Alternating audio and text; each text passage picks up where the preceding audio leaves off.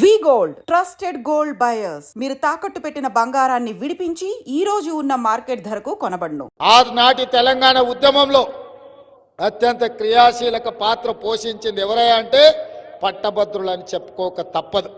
ఆనాడు చదువుకున్న నిరుద్యోగ యువతి యువకులు తెలంగాణ రాష్ట్రం వస్తేనే మా సమస్యలకు పరిష్కారం, తెలంగాణ రాష్ట్రాన్ని సాధించాల్సిందే, తెలంగాణ రాష్ట్రాన్ని సాధించే వరకు మేము విశ్రమించబోము అని ఒట్టేసి తెలంగాణ రాష్ట్రాన్ని సాధించిన పట్టభద్రుల ఎన్నికలు ఈ రోజు మనం ఎదుర్కోబోతున్నాం.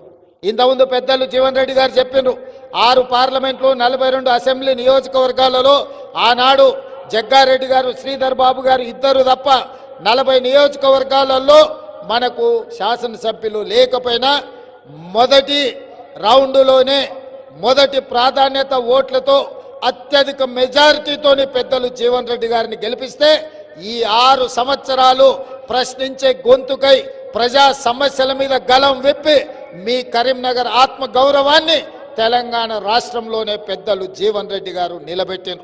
మరి ఈరోజు నేను అడుగుతున్న మిత్రులారా, ఈరోజు మనకి 6 పార్లమెంట్లలో శాసనసభ్యులు ఉన్నారు, పార్టీ బలంగా ఉన్నది. ఈరోజు మీరందరూ ఉన్నాక ఈ ఎన్నికల్లో మరి మనము గెలుస్తామా గెలవమా మీరు ఒక్కసారి ఆలోచన చెయ్యండి. ఇవాళ నేను అడుగుతున్నా మన ప్రత్యర్థులను, ముఖ్యంగా బీఆర్ఎస్ వాళ్ళు అంటున్నారు, హరీష్ రావు గారు, కేటీఆర్ గారు, కవిత గారు కాంగ్రెస్ను ఓడించండి అని. సరే, మా రాజకీయ ప్రత్యర్థులు ప్రధాన ప్రతిపక్ష పార్టీ వాళ్ళ ఎన్నికల్లో నిలబడి వాళ్ళ అభ్యర్థిని గెలిపించడానికి కాంగ్రెస్ను ఓడించమని ఒకవేళ చెబితే మనకేమీ అభ్యంతరం లేదు. ఎన్నికల్లో ఏ రాజకీయ పార్టీ ఆ పార్టీ అభ్యర్థిని గెలిపించుకొని బలపడాలని చూస్తారు. మరి ఈరోజు నేను అడుగుతున్న కల్వకుంట్ల చంద్రశేఖరరావు గారిని, భారతీయ బీఆర్ఎస్ అధ్యక్షుడిని, మీరు కాంగ్రెస్ను ఓడించమని పిలిపిస్తున్నారు కదా, మరి మీరు ఏ అభ్యర్థికి ఓటేసి మా కాంగ్రెస్ అభ్యర్థి నరేందర్ రెడ్డిని ఓడించమని పిలిపిస్తున్నారని నేను అడుగుతున్నా. మీ అభ్యర్థి ఎవరు? మీ అభ్యర్థి ఎవరు? ఈ ఎన్నికల్లో మీరు ఎవరికి ఓటేయదలుచుకున్నారు? ఇవాళ ఈ ఉమ్మడి 4 జిల్లాలలో మెదక్, నిజామాబాద్, కరీంనగర్, ఆదిలాబాద్ ఈ 4 జిల్లాలలో టిఆర్ఎస్ ముఖ్య నాయకులు 4 ఇక్కడి నుంచే ఉన్నారు. గజ్వేల్ నుంచి చంద్రశేఖరరావు గారు ఉన్నారు, సిద్దిపేట నుంచి హరీష్ రావు గారు ఉన్నారు, సిరిసిల్ల నుంచి తారక రామారావు గారు ఉన్నారు, నిజామాబాద్ నుంచి కల్వకుంట్ల కవిత గారు ఉన్నారు. ఈ 4 ప్రాతినిధ్యం వహిస్తున్న నియోజకవర్గాలు ఈరోజు ఈ పట్టభద్రుల శాసన మండలి ఎన్నికల పరిధిలోనే ఉన్నాయి. వీళ్ళందరూ పట్టభద్రులే. నేను ఇవాళ సూటిగా అడుగుతున్న చంద్రశేఖరరావు గారిని, మీ పార్టీ, మీ అభిమానులు, మీ కుటుంబ సభ్యులు స్వయంగా మీ ఓట్లు మీరు ఎవరికి వేయదలుచుకున్నారు కాంగ్రెస్ను ఓడగొట్టమంటే అని నేను అడుగుతున్నా. ఇవాళ హరీష్ రావు గారు, కేటీఆర్ గారు, కేసీఆర్ గారు, కవిత గారు రాబోయే పట్టభద్రుల ఎమ్మెల్సీ ఎన్నికల్లో మీ ఓట్ల వరకు, మీ మద్దతు ఎవరికి, మీరు ఎవరికి మద్దతు ఇవ్వడానికి, ఎవరిని గెలిపించడానికి ఇవాళ కాంగ్రెస్ పార్టీని ఓడగొట్టమని అడుగుతున్నారని నేను అంటున్నా. 2023 డిసెంబర్లో మీరు అధికారం కోల్పోయినారు. 2024 మే జూన్లో 8 పార్లమెంట్లలో మీ డిపాజిట్లు పోయినాయి. ఆ 8 పార్లమెంట్లు బీజేపీ వాళ్ళు గెలిచిండ్రు. ఇవాళ ఈ ఎన్నికల్లో మీకు అభ్యర్థి నిలబెట్టడానికి దొరకలేదా? ఈరోజు మీరు అర్థం చేసుకోండి. పట్టభద్రులకు నా విజ్ఞప్తి ఒక్కటే, బీఆర్ఎస్ బీజేపీ చీకటి ఒప్పందంలో భాగంగానే కేసుల నుంచి తప్పించుకోవడానికి, అరెస్టుల నుంచి కాపాడుకోవడానికి బీఆర్ఎస్ నాయకులు ఢిల్లీ ముందు సాగిలబడి తెలంగాణ ఆత్మ గౌరవాన్ని మోడీ కాళ్ళ దగ్గర తాకట్టు పెట్టి ఇవాళ కాంగ్రెస్ పార్టీని ఓడించాలని కంకణం కట్టుకొని తిరుగుతున్నారు. 8 పార్లమెంట్లు బీజేపీ ఎక్కడెక్కడ గెలిచిందో ప్రతి పార్లమెంటులో బీఆర్ఎస్ డిపాజిట్ గల్లంతైంది.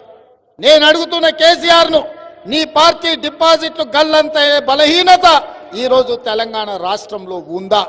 ఒకవేళ అదే నిజమైతే డిపాజిట్లు పోగొట్టుకున్న మీరు ఎమ్మెల్యే ఉప ఎన్నికలు వస్తే ఉప ఎన్నికలలో అన్ని సీట్లు గెలుస్తామని మీరు అంటారు. ఎమ్మెల్యే ఉప ఎన్నికలు ఎప్పుడు వస్తాయో దేవుడెరుగు. ఇవాళ వచ్చిన ఎమ్మెల్సీ ఎన్నికల్లో మీరు పోటీ ఎందుకు నిలబడలేదని నేను చంద్రశేఖరరావు గారిని అడుగుతున్నా. నీ నీతేంది, నీ జాతేంది, నీ మద్దతు ఎవరికని ఈ కరీంనగర్ గడ్డ మీద నుంచి చంద్రశేఖరరావు గారిని నేను ప్రశ్నిస్తున్నా. మిత్రులారా, మీరు ఆలోచన చేయండి. జరుగుతున్న కుట్రను, చీకటి ఒప్పందాన్ని ఇవాళ మీరు అర్థం చేసుకోండి అని చెప్పి నేను మిత్రులకు విజ్ఞప్తి చేస్తున్నా. ప్రజాస్వామిక వాదులను ఆలోచన చెయ్యండి అని చెప్పి నేను ఈరోజు విజ్ఞప్తి చేస్తున్నా. 10 ఏళ్ళు చంద్రశేఖరరావు ముఖ్యమంత్రి ఉన్నాడు, 12 ఏళ్ల నుంచి నరేంద్ర మోడీ గారు ప్రధానమంత్రిగా ఉన్నారు. 10 ఏళ్ళు చంద్రశేఖరరావు చెయ్యలేంది, 12 ఏళ్ళు నరేంద్ర మోడీ ఇవ్వలేంది. ఇవాళ కాంగ్రెస్ పార్టీ ప్రజాపాలన మీ మద్దతుతోనే 10 నెలల్లో పూర్తి చేసింది. నేను అడుగుతున్న ఈ వేదిక మీద నుంచి ముఖ్యంగా టీచర్లను, 20 ఏళ్ళు మీ ప్రమోషన్ రాలే, 10 ఏళ్ళు మీ బదిలీలు జరగలే, 35,000 మంది టీచర్ల బదిలీలు, 22,000 మంది టీచర్ల ప్రమోషన్లు మా ప్రభుత్వం మొదటి సంవత్సరంలోనే ఇచ్చిందా లేదా? ఒకవేళ మేము ఇచ్చింది నిజమైతే మీ గుండెల మీద చెయ్యి పెట్టుకొని మా అభ్యర్థి నరేందర్ రెడ్డిని గెలిపించండి. ఒకవేళ మీ 35,000 మందిని బదిలీ చేయకపోతే, 22,000 మందికి ప్రమోషన్లు ఇవ్వకపోతే మా కాంగ్రెస్కు ఓటు వేయవలసిన అవసరం లేదు అని నేను ఈ వేదిక మీద నుంచే నేను విజ్ఞప్తి చేయదలుచుకున్నా.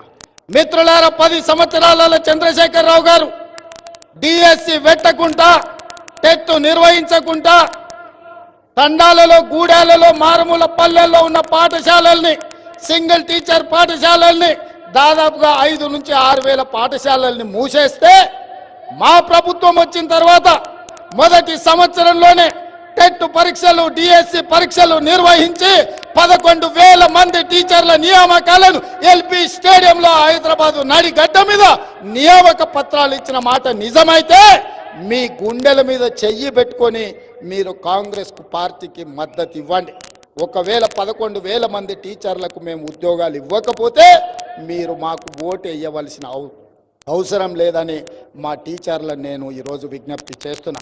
ఇదే కాదు, తెలంగాణ రాష్ట్రంలో ఉన్న ప్రభుత్వ ఉద్యోగస్తులు దాదాపుగా 5 లక్షల మంది పెన్షన్లు, ఉద్యోగాలు వచ్చే వాళ్ళు ఆనాడు 20 తారీఖు వరకు ఎన్నడూ మీకు జీతం వస్తుందో, ఎప్పుడు మీ ఖాతాల పైసలు పట్టవో మీకు తెలియని పరిస్థితి. పాల పైసలు, ఇంటికి రాయే పిల్లల చదువుల పైసలు కట్టుకోవడానికి అప్పులు తెచ్చి పక్కింటోళ్ళ ముందల అవమానకరమైన పరిస్థితిలో ప్రభుత్వ ఉద్యోగస్తులు ఉండే. నేను ఇవాళ తెలంగాణ ప్రభుత్వ ఉద్యోగస్తులను నేను అడుగుతున్నా, మీ గుండెల మీద చెయ్యి పెట్టుకొని మీరు ఒక్కసారి ఆలోచన చేయండి. అన్నం తినేటప్పుడు మీ కుటుంబ సభ్యులతో మీరు మాట్లాడండి. మా ప్రభుత్వం వచ్చిన తర్వాత ప్రతి నెల 1వ తారీఖు నాడు మీ పడితే మీరు కాంగ్రెస్ పార్టీకి మద్దతు ఇవ్వండి. ఒకవేళ మీ ఖాతాలలో మేము జీతాలు వేయకపోతే మీరు మాకు ఓటు వేయవలసిన అవసరం లేదు. మీరెవరికో చెప్పాల్సిన పని లేదు, మీరెవరికి జవాబు ఇవ్వాల్సిన అవసరం లేదు. మీ ఆత్మను మీరే ప్రశ్నించుకోండి, మీరు ఆలోచన చెయ్యండి అని నేను ప్రభుత్వ ఉద్యోగస్తులకు, ఈ 4 జిల్లాలో ఉన్న వాళ్ళకి నేను విజ్ఞప్తి చేస్తున్నా. ప్రతి నెల మీ శ్రమ, మీ కష్టం 1వ తారీఖు నాడు మీకు జీత భత్యాలు ఇవ్వాల్సిన బాధ్యత ప్రభుత్వాన్ని. కానీ చంద్రశేఖరరావు 10 సంవత్సరాలు తెలంగాణ రాష్ట్రంలో 20 తారీఖు వరకు విడతల వారిగా మీకు జీతాలు ఇచ్చి మిమ్మల్ని అడుక్కునే వాళ్ళుగా తయారు చేసింది చంద్రశేఖరరావు కాదా? ఇవాళ మీ ఆత్మగౌరవం నిలబెట్టడానికి మీ జీత భత్యాలు 1వ తారీఖు నాడు, ప్రభుత్వ ఉద్యోగస్తులకు వచ్చే పెన్షన్లు 10 తారీఖు లోపల ప్రతి నెల క్రమము తప్పకుండా మీ ఖాతాలలో మేము వేస్తున్నాం కదా. మీరు ఆలోచన చేసి విజ్ఞతతోని ఈ పట్టభద్రుల ఎన్నికల్లో మీరు ఓటు వేయండి అని చెప్పి నేను ఈరోజు వాళ్ళని అడుగుతున్నా.